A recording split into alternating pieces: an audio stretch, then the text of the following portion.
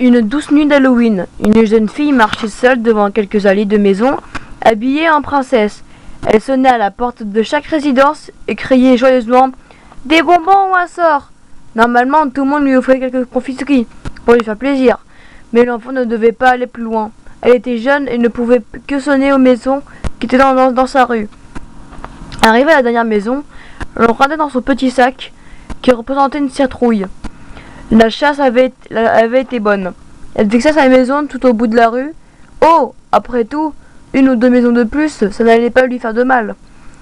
Elle n'aura qu'à dire que les gens avaient été généreux avec elle sur les bonbons. Sans peur, elle traversa la route pour rejoindre l'autre rue au bout. Mais ce qui devait être l'affaire de quelques maisons se transforma en plus d'une vingtaine. Les minutes devenaient des heures. Les mètres devenaient des kilomètres. Au bout du compte, après une autre porte refermée et quelques bonbons récoltés, la fille eut un sursaut. Elle était allée trop loin. Elle emprunta à droite à gauche, elle ne savait plus où elle était. Cette rue ne lui disait absolument rien. Plus personne n'était dehors, plus aucun bruit. L'enfant était d'un seul coup tétanisé. Mais elle prit son courage à deux mains. Elle longea doucement les bâtiments et maisons, essayant de retrouver son chemin, en se basant sur les souvenirs qu'elle avait. Mais seulement, il arriva à un moment où elle ne se souvenait plus par où elle est passée. La gamine s'était bel et bien perdue. Des larmes coulaient sur ses joues et tombaient sur le sol. On pouvait même les entendre tant la nuit était calme ce soir-là. Elle criait, mais personne ne l'entendait. Après quelques minutes, l'enfant sécha ses larmes. Il y avait une personne devant elle, à une vingtaine de mètres. C'était un homme extrêmement maigre, habillé d'une manière très classe, une chemise marron sombre avec des rayures grises et un col violet. Son pantalon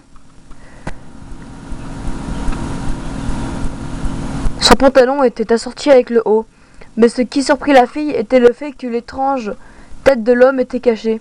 À la place, il avait une citrouille avec un horrible visage.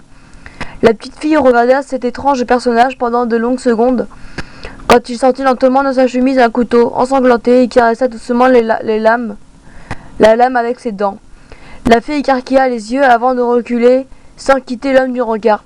Ce dernier commença à s'approcher lentement de la petite fille, avant d'adopter une fois qu'elle se retournait.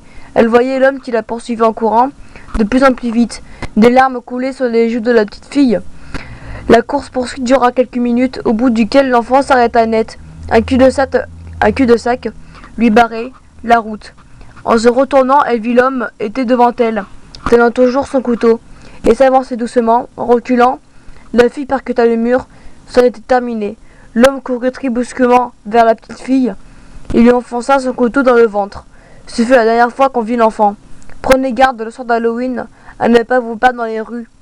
Sinon, le sculpteur de citrouille vous saura payer le prix fort.